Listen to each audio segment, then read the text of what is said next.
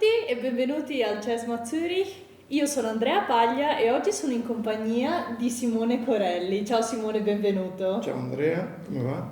Tutto bene, grazie. Allora, raccontaci un po' chi sei e cosa fai di bello nella vita. Sono un fonico di mix cinematografico e televisivo con un percorso per arrivarci un po' diciamo sui generis perché ho studiato cose scientifiche, sono laureato in informatica, sono laureato a Milano dove sono nato e cresciuto, poi mi sono trasferito a Roma dove per lavoro ho conosciuto il mondo appunto della post-produzione cine-televisiva e nel giro di qualche anno ho capito che mi intrigava molto lavorare sul suono, un po', anzi soprattutto per la mia passione per l'alta fedeltà e per la musica. Eh, e quindi ho iniziato un percorso che mi ha portato a diventare prima montatore di presa diretta per i film e poi fonico di mix. Inoltre per il CESMA soprattutto, ma anche a Roma al centro sperimentale, ho una parte di attività didattica. Per il CESMA mi occupo soprattutto appunto del missaggio audiovisivo, mentre alla Scuola Nazionale di Cinema mi occupo di restauro del suono. Abbiamo anche registrato un incontro proprio qui al CESMA nell'altra sala qualche mese fa che vi invito a vedere, c'erano ospiti illustri, in cui ho parlato proprio del restauro del Gesù di Nazareth di Zeffirelli, che è stato molto intenso, molto molto interessante e soddisfacente. Per il CESMA appunto mi occupo di didattica per audiovisivo, anche un'introduzione a Pro Tools e a questo proposito approfitterei per fare un po' di pubblicità. Nel senso che anni fa ho pubblicato un piccolo volume che si chiama Pro Tools in un'ora compresa la pausa caffè, che poi ho tradotto in inglese, ho fatto tradurre in inglese e oggi quanti ne abbiamo? 6 maggio, 7, tra 2 giorni esce un'edizione in tedesco che ho realizzato apposta per il CESMA di Zurigo e ce n'è anche una in francese. E possiamo mostrare in anteprima la copertina, che è questa, non so se viene inquadrata bene, è finta perché ancora la stampa non è arrivata, ma questo diciamo sarà l'aspetto definitivo della copertina, della versione in tedesco, mentre quella in italiano, è giunta la 4ª edizione, è questa. Complimenti Simone, bellissimo. Però torniamo un attimo indietro, raccontaci da dove nasce la tua passione e cosa ti ha spinto a intraprendere questo percorso. Bisogna partire da una passione per la musica che è di famiglia, in particolare mio padre che è secondo cugino di un famoso tenore che è Franco Corelli, mi ha fatto ascoltare opera lirica, in casa si ascoltava lirica fin da prima che io nascessi, insomma, quindi già esperienza uterina di cominciare ad ascoltare questo genere di musica. Poi la passione per la musica si è sviluppata invece in direzione musica organistica e musica barocca in particolare, in adolescenza, e poi in qualche maniera questo ha portato a una passione per l'alta fedeltà, per l'hi-fi. Mi sono laureato in informatica con una tesi sulla percezione musicale e l'acustica degli ambienti. Dopodiché per caso ho fatto il servizio militare a Roma, dove mi sono innamorato della città, del clima, dei colori, eccetera, e mi sono trasferito attorno al circa 96-97. Mi sono stati offerti 2 lavori, uno nel campo della fotografia digitale e uno nel campo dell'audio digitale, da quello che sostanzialmente era Avid Italia, che aveva appena introdotto in quegli anni i sistemi di montaggio, i famosi film composer, media composer di Avid, che sono sistemi che hanno portato il digitale nell'editing, nel montaggio di film. Con quell'occasione ho conosciuto clienti che lavoravano in questo campo, ho capito che era interessante e ho seguito un percorso di qualche anno in cui ho capito come si fa, diciamo. E poi ho cominciato a lavorare in questo settore e tuttora mi ci ritrovo. E hai notato delle differenze tra 20 anni fa, quando hai iniziato, e adesso? Com'è il percorso lavorativo?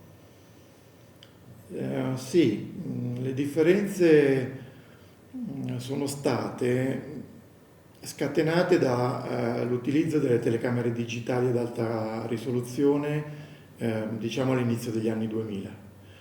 Questo ha portato a girare i film usando molti radiomicrofoni, perché si potevano usare tante videocamere digitali in parallelo. Quindi il microfonista purtroppo non poteva avvicinarsi più con il boom, con l'asta, alla voce dell'attore, e quindi si sono usati sempre di più radiomicrofoni nascosti tra i vestiti, tra i capelli per chi ce li ha, questa fortuna. E questo ha portato a un cambio di sonorità abbastanza evidente nei film. Diciamo che i film degli anni 90, fine anni 90 italiani, spesso hanno un audio molto, molto valido. Eravamo usciti dalla fase in cui si doppiava tutto, eravamo arrivati nella fase anni 90, fine anni 90 in particolare, come dicevo prima, in cui la presa diretta era tornata a regime ed era di qualità spesso eccellente. L'arrivo del radiomicrofono ha portato a una serie di complicazioni sia, diciamo, di lavorazione sia dal punto di vista dello spettatore, un suono molto piatto, spesso molto piatto, molto ravvicinato, un po' asettico. Questa è una differenza, diciamo, che può percepire anche lo spettatore. Per quanto riguarda le fasi di lavorazione, però non vorrei scendere troppo nel dettaglio, ma diciamo che ecco, il montatore della presa diretta, anche con l'introduzione dei noiser, dei sistemi di restauro audio, ha preso, secondo me, forse un po' troppo potere rispetto a quelle che sono la sua preparazione, la sua competenza tipica. Prima era un lavoro, diciamo, anche di scelta sulla recitazione, ovviamente anche di correzioni tecniche e così via. Adesso è quasi diventato tutto un lavoro di restauro, pulizia, che viene dal fatto che si va a girare in luoghi dal vivo, non più nei teatri di posa.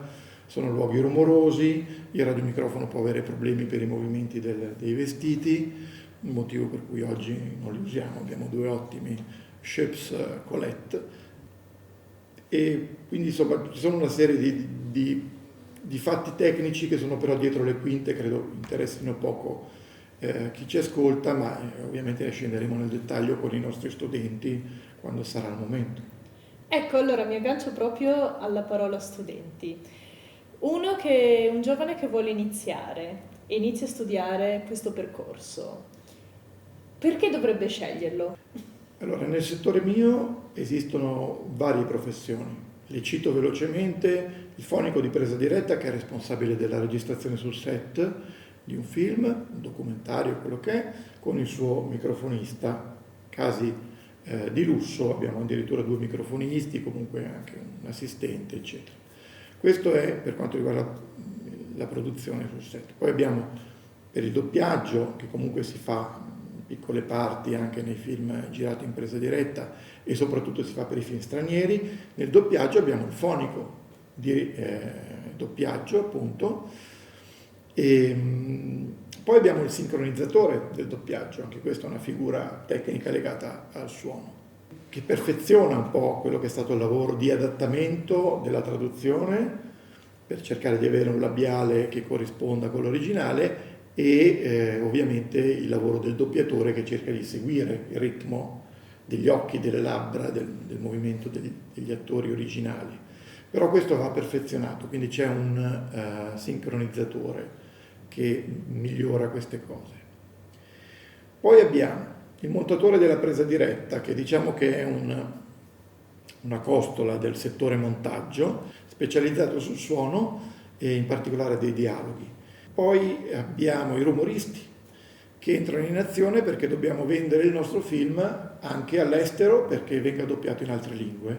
Quindi, togliendo la presa diretta, quello che rimane è il silenzio e la musica. La musica rimane intoccata e tutti i rumori, parliamo soprattutto di passi, movimenti nei vestiti, anche camminando, no? Il pantalone, la gonna, soprattutto in film in costume sono molto rumorosi, no?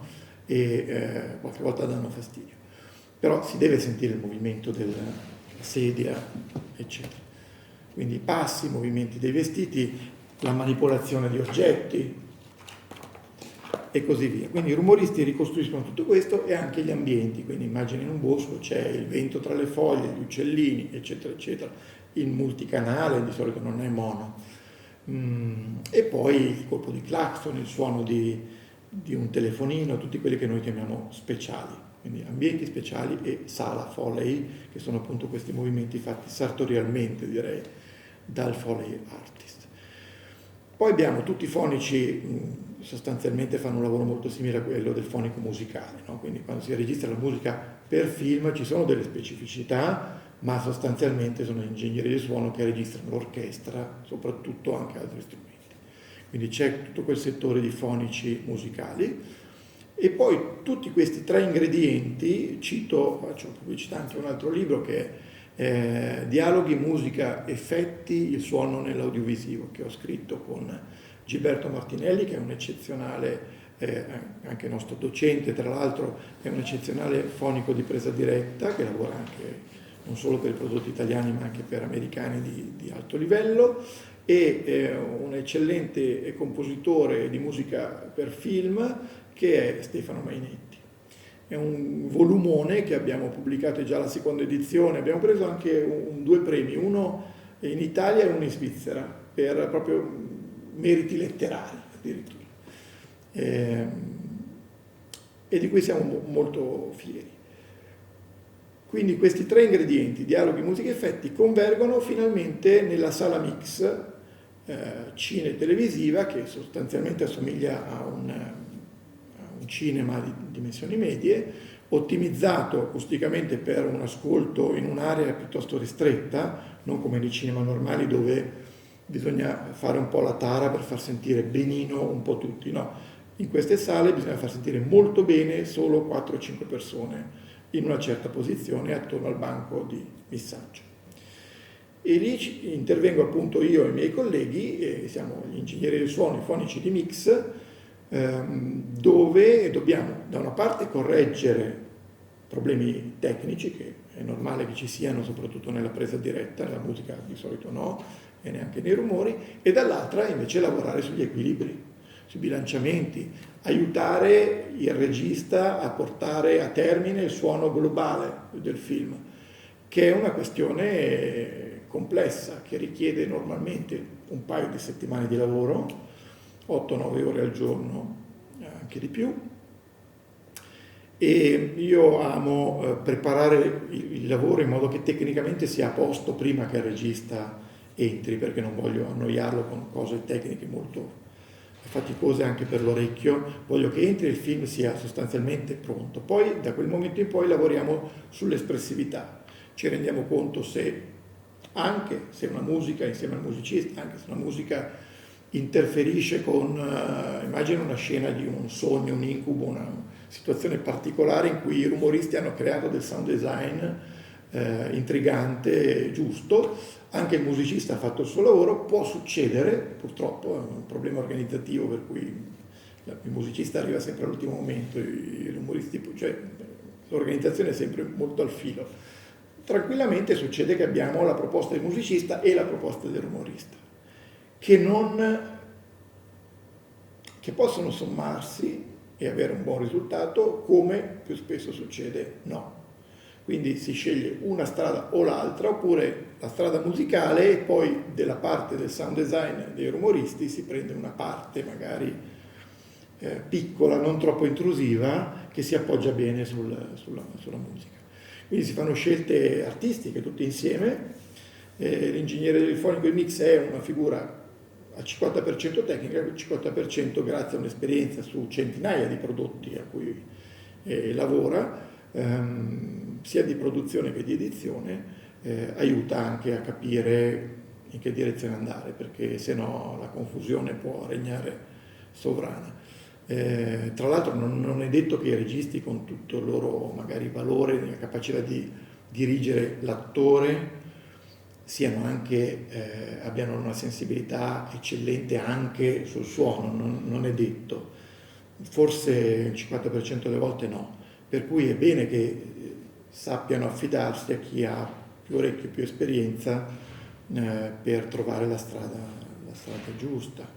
Quindi, detto in altre parole, voi siete i responsabili e gli esperti del suono nei film e nella televisione, e quindi anche un lavoro di grande responsabilità, perché appunto voi dite che poi arriva il regista e dà le ultime aggiustate. E adesso ti chiedo, hai incontrato registi famosi o anche attori famosi? Ma dunque gli attori è raro, perché in post-produzione loro non entrano, a meno che non debbano doppiare qualche cosina, o a meno che non siano i registi anche stessi del film, che può succedere.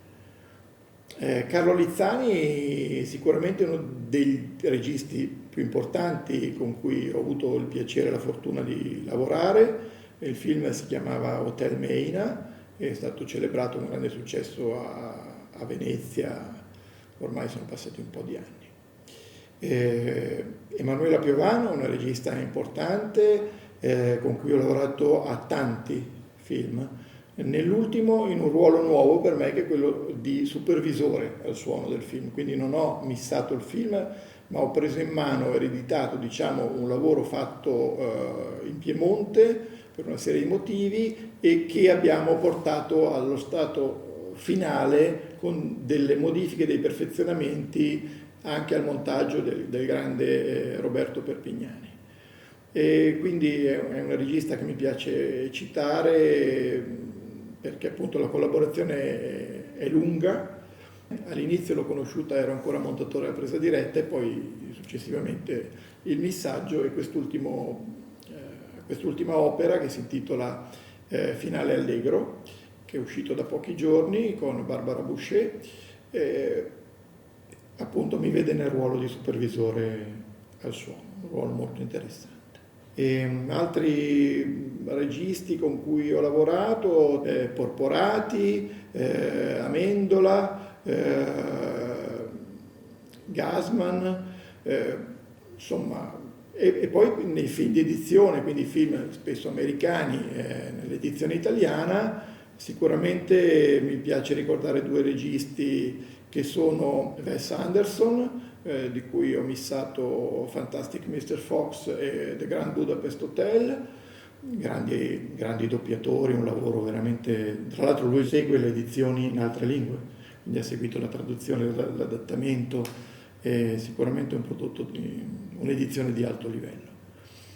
E poi Danny Boyle, di cui ho missato due film, vediamo se mi ricordo i titoli, 127 ore, che film meravigliosi. Non leggete la storia, perché se sapete come va a finire vi perdete tanto di quel film. 127 ore lo prendete, lo mettete lì, spegnete i telefonini, potentissimo.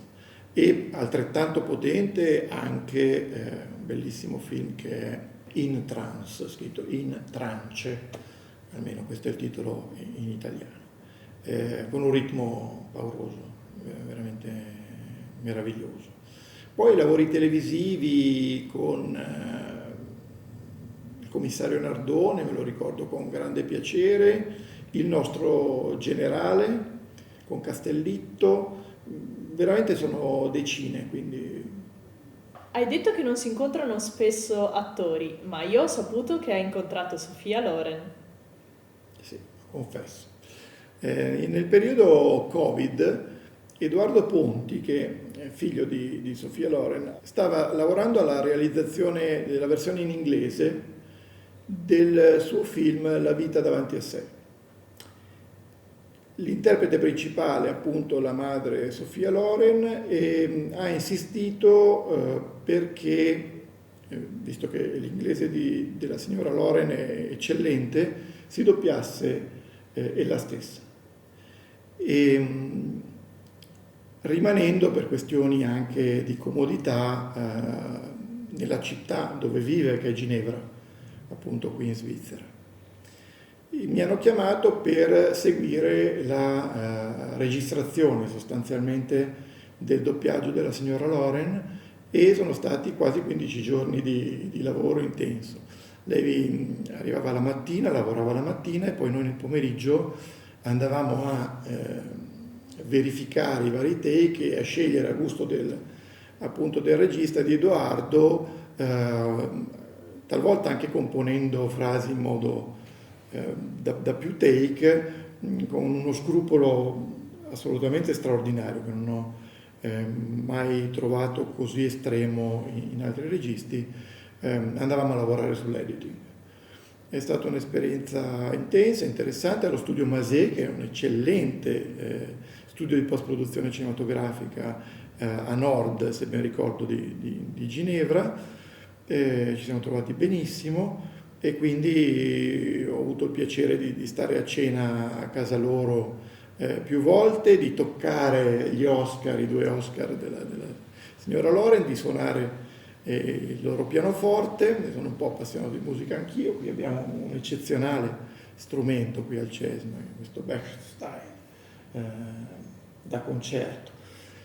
E quindi niente, l'unica cosa è che periodo Covid avevamo mascherina, contromascherina di plastica, insomma è stato un po' faticoso, però poi dopo i primi giorni diciamo, ci siamo abituati. Abbiamo lavorato veramente in modo molto intenso.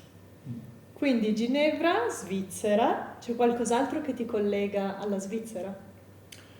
Sì, io appunto mi muovo soprattutto fino adesso per il CESMA di Lugano e da settembre e ottobre parteciperò un pochino in lingua inglese perché purtroppo il tedesco non è tra le lingue che conosco, anche se mi piacerebbe studiarlo, appunto qui a Zurigo. Ho anche collaborato con SRG qualche anno fa, quando c'è stata la transizione dallo stereo al 5.1 televisivo. Mi hanno chiamato per dare qualche consiglio, diciamo, estetico sull'utilizzo del multicanale nella televisione svizzera. Il corso è durato 4-5 sabati consecutivi d'inverno, perché poi mi ricordo che ho raggiunto la mia famiglia a sciare. Sì, anche quella è una bella esperienza, è una struttura importante di alto livello con si chiamano sonorizzatori, quelli che si occupano di suono all'interno di quella struttura, con dei sonorizzatori molto molto capaci. Insomma è stata un'esperienza bidirezionale molto gradevole dal punto di vista professionale. Bene Simone, grazie mille, è stato molto interessante chiacchierare con te oggi. Qua Simone Corelli, per noi al CESMA Zurich, docente del CESMA Lugano e CESMA Zurich, e un saluto a tutti voi e a presto. Grazie a te.